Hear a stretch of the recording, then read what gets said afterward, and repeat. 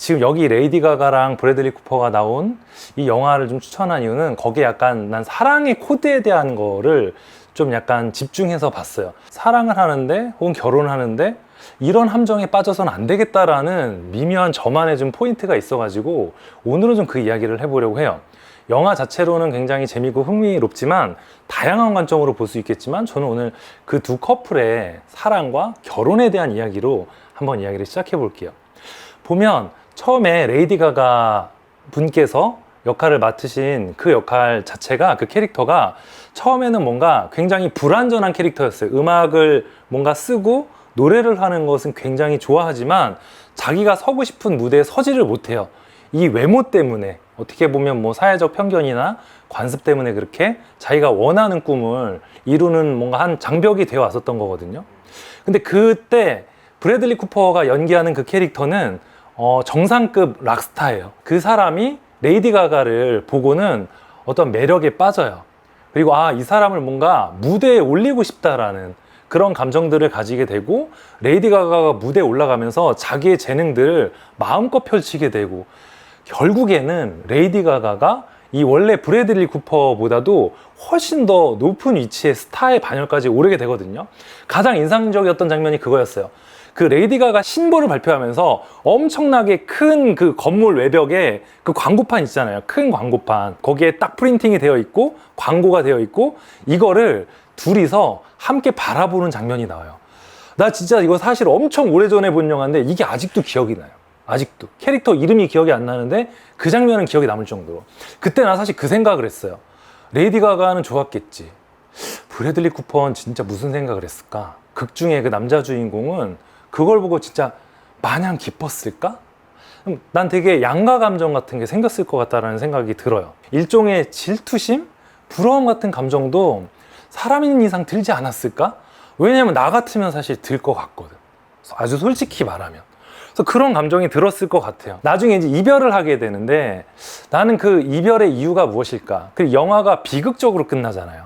이 비극의 원인이 무엇일까? 이 사랑의 비극? 나는 이 영화 전개에 어느 정도 답이 있다고 생각해요. 이게 우리가 일반적으로 빠지는 사랑의 루트라고 해야 되나? 사랑에 빠지는 여러 가지 이유들 가운데 한 가지가 일종의 연민의 감정? 연민의 감정에서 사랑이 출발하는 경우가 있다고 생각을 하거든요. 그러니까 일종의 상대방의 어떤 결핍 같은 것들을 확인해 보는 거예요.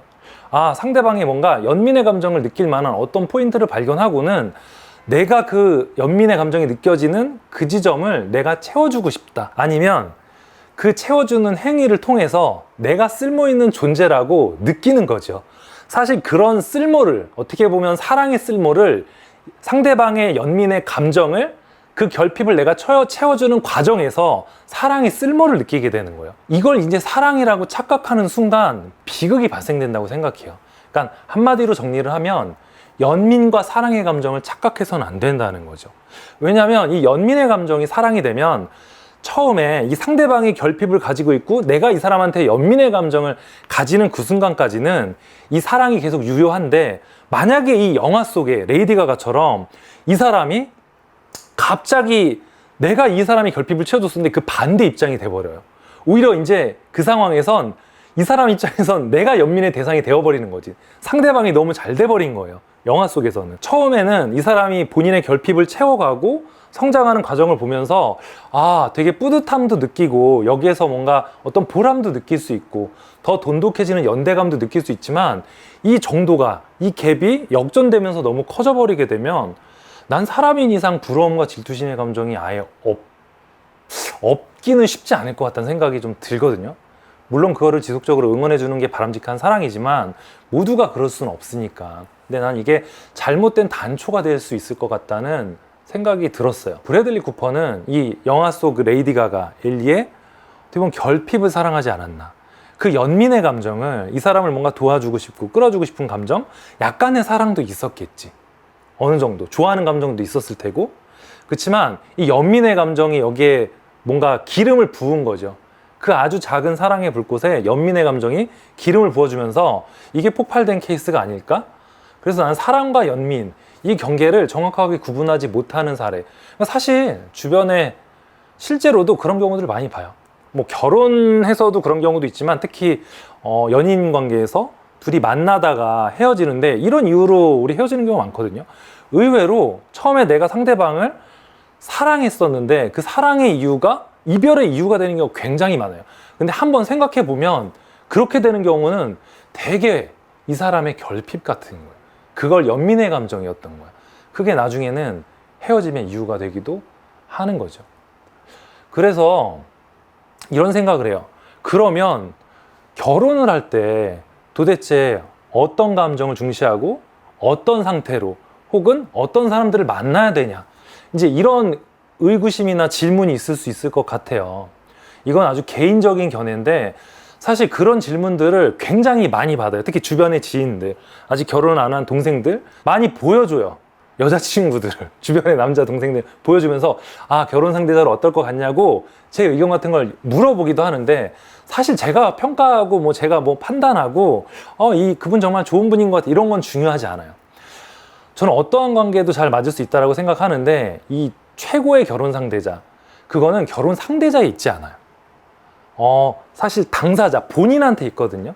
이것이 최고의 결혼이 될 수 있을지 최악의 결혼이 될 수 있을지는 상대방이 어떤 사람이냐가 결정하는 문제는 아니라고 생각해요.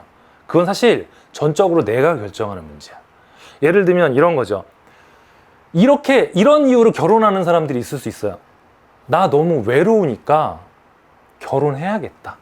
나 혼자 사는 거 좀 그런데, 아니면 나 좀 누군가 나를 이 공허함을 좀 채워줬으면 좋겠는데, 이런 이유로 만나는 경우에, 이런 이유로 결혼이 이어지면 그렇게 바람직한 건 아니라고 생각해요. 결혼하기 가장 좋은 상태, 옆에 누가 있든 지금 결혼을 해도 돼야 되는 사람은 역설적으로 이야기하면 지금 나 혼자 있어도 행복할 때, 옆에 이 사람이 없어도 나 혼자 있어도 충분히 행복하고 혼자서도 행복할 줄 아는 방법을 경험을 통해서 터득한 사람, 난 그런 사람이 결혼했을 때 행복하다라고 생각해요. 그러니까 상대방을 통해서 내 무언가를 채우려고 하지 말고 나는 이미 행복한 사람인데 난 행복한 방법을 알아. 근데 이거를 저 사람하고 함께 나누고 싶어. 그러면 더 행복해질 수 있을 것 같아. 나는 이런 감정이 굉장히 중요한 거라고 생각하거든요. 그래서 혼자 있을 때 행복한 사람이 난 결혼도 잘하는 것 같아요. 뭐 의존하려는 마음, 이런 것도 물론 결혼하는데 필요한 감정이긴 하죠. 그런 것도 물론 필요해. 다 필요해. 물론 다 필요해. 다 맞는 이야기야. 모든 사람들이 하는 이야기는 다 맞는 이야기인데 내 생각은 그렇다는 거야. 내가 행복할 때, 내가 행복한 방법을 깨달았을 때 그때 상대방하고 이렇게 하면 행복한데 같이 해볼래? 이런 상태로 연인 관계가 유지가 되고 결혼 관계가 유지가 된다면 서로 더 행복한 이런 감정들과 경험들을 나누면서 발전할 수 있다는 거죠. 그래서 저 같은 경우는 실제로 어떤 것들을 하냐면 한 달에 3번씩 같은 책을 읽고 독서 토론을 해요. 사실 독서 토론할 시간도 없어요. 애들 때문에. 그냥 애들 다 재우고 나면 우리 자기 전에 한 20-30분 정도 가볍게 그 책에 대한 이야기를 나누는데, 그때쯤 상대방의 새로운 생각이나 삶에 대한 태도라던가 혹은 내가 미처 캐치하지 못했는데 이 사람이 이런 고민을 하고 있구나, 새롭게 알게 되는 경우가 많거든요. 그래서 자연스럽게 뭔가 서로에 대해서 더 알아갈 수 있고, 그렇잖아요. 사랑이라는 감정이 알지 못하는 것들에 대해서 우리가 사랑할 수는 없거든요. 왜냐하면 우리가 이 사람에 대해서 알아야 비로소 이 사람 존중할 수 있게 되고, 존중하는 대상을 사랑할 수 있게 되는 거잖아요.